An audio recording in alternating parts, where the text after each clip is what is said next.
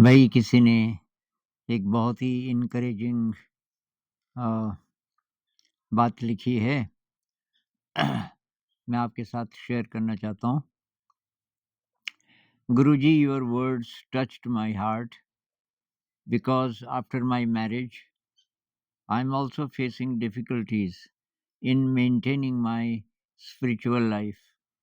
My husband, his family, and friends all want me to smoke and drink and party, but I love to meditate, chant, etc.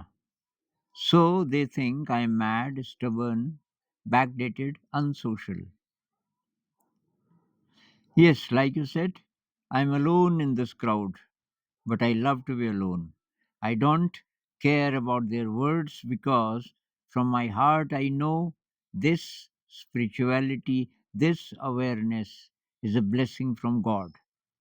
It is a treasure that they can't see, in front of which this modern day culture of partying, drinking falls fake. कमाल के शब्द हैं। अभी high society में ऐसे ही होता है। शादी के बाद कि मुझे मजबूर करते हैं ये लोग कि तुम ड्रिंक करो और स्मोक करो। अब हमारे ज़माने में बोलते थे कि भाई ये महिलाओं के लिए नहीं है, पुरुषों के लिए है स्मोक ड्रिंक। लेकिन और पार्टियाँ करो, पार्टियों में जाओ। लेकिन कि मुझे ये सब का सब एकदम खोखला लगता है। मुझे ध्यान करना अच्छा लगता है, ये चैंटिंग अच्छी लगती है। तो लोग सोचते हैं, मतलब मेरे पति और मेरे परिवार के और सास-ससुर वगैरह जो भी होंगे, सब सोचते हैं कि मैं पागल हो गई और मैं बहुत ढीठ हूँ, स्टबर्न हूँ, बात नहीं सुनती और पुराने विचारों की हूँ, बैकडेटेड, असामाजिक हूँ। ये सारे विशेषण विशेषणों से उसको नवाजा जाता है। तो मैं अकेली हूँ, मैं एकदम अकेली हूँ, मेरे साथ कोई नहीं है, लेकिन I love to be alone. मुझे भीड़ में रहना मंज़ूर नहीं है। मुझे अकेले ही अच्छा लगता है और मुझे बिल्कुल परवाह नहीं है कि ये लोग मेरे बारे में क्या सोचते हैं। ये जो आध्यात्मिक यात्रा है, ये जो अवेयरनेस का रास्ता है, ये तो वरदान है परमात्मा का, जिसके जीवन में ये चीज़ आ गई, गिफ्ट है। अ, एक खजाना है, जो कि आम इंसान को दिखता नहीं है। मेरे परिवार वालों को ये नहीं दिखता कि ये क्या चीज़ है। लेकिन इसके सामने, आध्यात्मिक यात्रा के सामने, ये जो आधुनिक सभ्यता, आधुनिक संस्कृति की जितनी चीज़ें हैं, ये पार्टी वगैरह, ड्रिंकिंग वगैरह, ये सब एकदम फ़ेक लगता है, एकदम खोखला लगता है। यही मैं बोल रहा था, भई ये यात्रा उनके लिए है, हू डेयर टू बी अलोन। ये कृष्णमूर्ति कहते हैं, 10,000 साल पुरानी नदी है संस्कृति की, जिसको आप संस्कृति बोलते हो, ये भीड़ की संस्कृति, और आप उसमें शामिल नहीं होना चाहते। आप कहते हैं कि मेरी यात्रा अलग है, तो हिम्मत है अकेले खड़े होने की। सब तो एक तरफ जा रहे हैं, आप अकेले खड़े हैं किनारे पे। सब आप पे हँसेंगे, आपको बेवकूफ़ बोलेंगे, स्टबर्न बोलेंगे, ढीठ बोलेंगे, असामाजिक बोलेंगे, बैकडेटेड बोलेंगे, पुराने ख़यालात की, इसको हवा ही नहीं लगी नई ज़िंदगी की, ऐसा कुछ बोलेंगे। हिम्मत है अकेले खड़े होने की, है तब आपके लिए ये यात्रा है। एक बार साहब थे, ध्यान की बात चल रही थी, कोई चार्टर्ड अकाउंटेंट थे बहुत बड़े।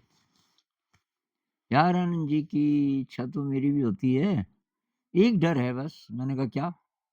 कहीं ऐसा तो नहीं है कि मैं तब अपने दोस्तों से कट जाऊँ, मैं तब ये ड्रिंक ना करूँ, स्मोक ना करूँ, पार्टियाँ अच्छी ना लगें। ऐसा-ऐसा सुना है कि मैंने ध्यान वालों को ऐसा होता है। तो मैंने कहा, तू ये सब जारी रखना चाहता है? तो भई तब तो काहे के लिए ट्राई कर रहा है मेडिटेशन? भई जितनी विकृतियाँ हैं, तो विकृति मानता है इसको? उन्हीं की है तो है ना, पर तब तो दोस्त छूट जाएँगे। तो मैंने कहा उन्हीं के साथ रहना है तुझे। भीड़ की आदत पड़ जाती है हमारी जो समझ लीजिए कि अ, हमारी जो घटिया वाली नेचर है ना, उसको हर्ड चाहिए, उसको भीड़ चाहिए। और जब-जब आप भीड़ को इम्पोर्टेंस देते हो, तब-तब आपकी इंडिविडुअलिटी वीक पड़ने लगती है। तब प्रॉब्लम्स आती हैं हर प्रकार की आजकल कि FOMO, fear of missing out, कि मतलब मैं मिस कर रहा हूँ कुछ। अरे क्या मिस कर रहा है? कि मतलब जो भीड़ को अवेलेबल है, भीड़ जिधर जा रही है, जिन चीज़ों को एन्जॉय कर रही है, तो भीड़ की तरफ भीड़ के जैसे बनना चाहते हो। या कि अभी पिछले 1 हफ्ते में 2 कमेंट्स आए, एक तो ये कि मैं बदसूरत हूँ और कहीं भी मैं जाता हूँ तो मुझे लगता है सब मुझे ही देख रहे हैं और मैं अपने को कोसता रहता हूँ और परमात्मा को भी कि वे ऐसे ऐसी शक्ल क्यों दी मुझे। अरे भाई शरीर की जो अपीयरेंस है, वो हैं हम और उसका जज कौन है? भीड़। लोग जो बोलेंगे मतलब तब आपकी ज़िंदगी चलेगी। आप मालिक नहीं हो अपनी ज़िंदगी के। लोगों को बोलने दो कि ऐसा नहीं है, वैसा नहीं है। कोई फ़र्क नहीं पड़ता। अष्टावक्र की कहानी सुनी? अष्टावक्र का शरीर 8 प्रकार से विकलांग था। उसका ये मुँह भी टेढ़ा, आँखें भी टेढ़ी, गर्दन भी टेढ़ी, बाहें टेढ़ी, टाँगें टेढ़ी, सारा शरीर ऐसा था कि देखते ही जो कोई भी उस तरह का आदमी हो, भीड़ मनोवृत्ति का तो हँसने लग जाए। लेकिन वो एनलाइटेंड थे। राजा जनक ने उनको अपना गुरु बनाया। तो वही भीड़ से प्रभावित नहीं होना। एक और कमेंट था कल या आज कि मैं किसी चीज़ में अच्छा नहीं हूँ और ये मेरा रंग काला है और मेरे अंदर ये कॉम्प्लेक्स है। अरे रंग से क्या लेना-देना? किसने बोला काला रंग खराब होता है? सारे रंग अच्छे हैं भई। सब प्रकार के रंग हैं इंसानों के। रंग से थोड़ी कुछ होता है। आपके गुण कैसे हैं? वो है असली बात, तो उनको डेवलप करो। तो वही कुल मिला कर के शॉर्टकट ये है कि अगर आपकी यात्रा आध्यात्मिक हो जाए, सारी समस्याएँ खत्म आपकी।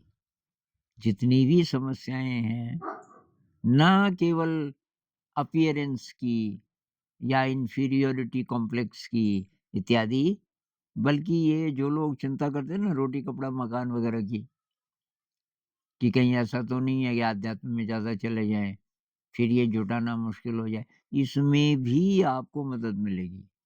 रोटी, कपड़ा, मकान जितना चाहिए, वो मिल जाएगा। आप करके देखो। तो वही ये शुरुआत में प्रॉब्लम हो सकती है। आपने आध्यात्मिक यात्रा शुरू की, शुरू-शुरू में थोड़ा-सा प्रॉब्लम हो सकती है कि सब लोग आपको गलत समझ रहे हैं वगैरह। धीरे-धीरे जैसे-जैसे आपकी शक्ति बढ़ती है, वैसे-वैसे आप फिर परवाह नहीं करते। अब ये तो मेरे साथ भी हुआ। मैं जहाँ-जहाँ रहा मुझे भी कोई विशेषण कोई बोलता था ये फिलॉसफर है, कोई कुछ। कई सारी जो मंडलियाँ हैं, वहाँ मैं फिट ही नहीं होता था। पैरोडी सॉन्ग्स गा रहे हैं, उसमें बहुत अश्लील, बहुत भद्दे शब्द होते हैं।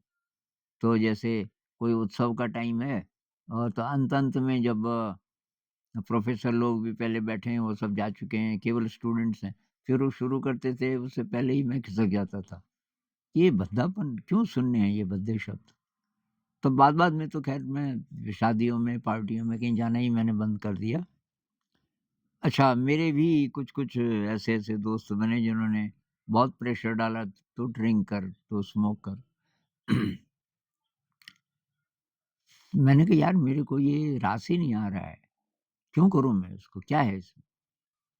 तो मैं तो वही बच के निकलता रहा जब तक मैं कमज़ोर था, तो मुझे लगता है कोई दिव्य शक्तियाँ थी जिन्होंने मेरी मदद की, जब तक मैं मतलब डामाडोल था थोड़ा-थोड़ा।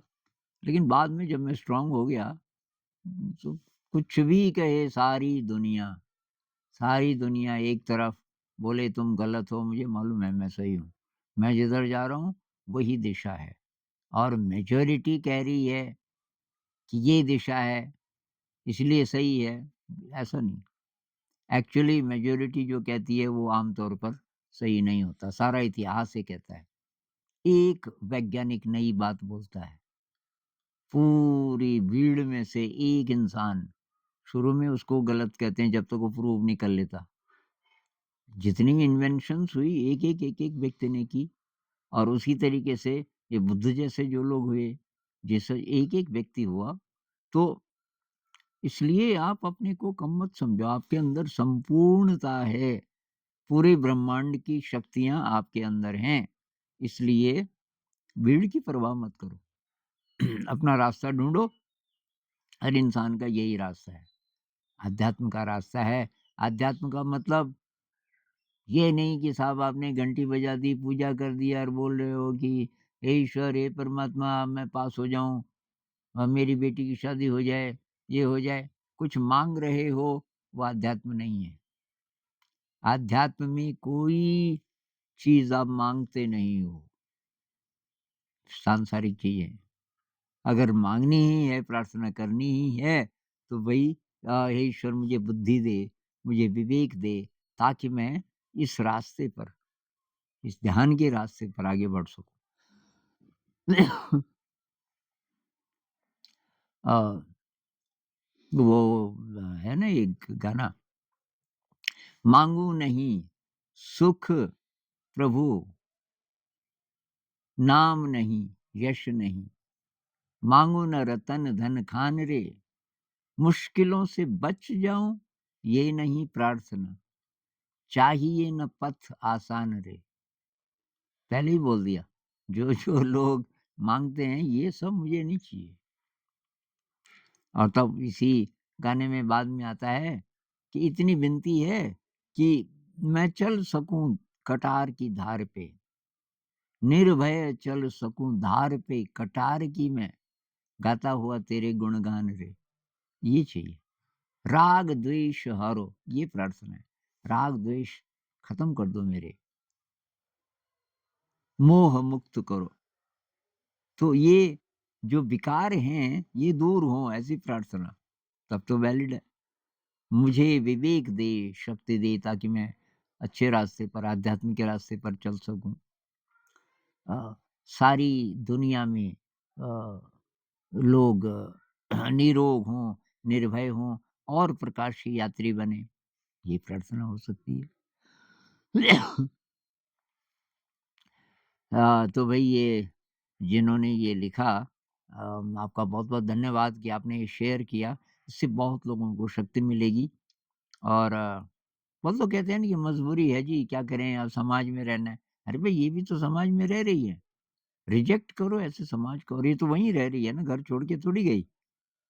आप दृढ़ जब हो जाते हो, आपका कोई बाल-बांका नहीं कर सकता, बल्कि समय आने पर ऐसा होगा, परिवार में कोई न कोई आपसे गाइडेंस लेना शुरू कर देगा, क्योंकि कभी तो किसी को लगेगा कि यार इसमें कुछ है।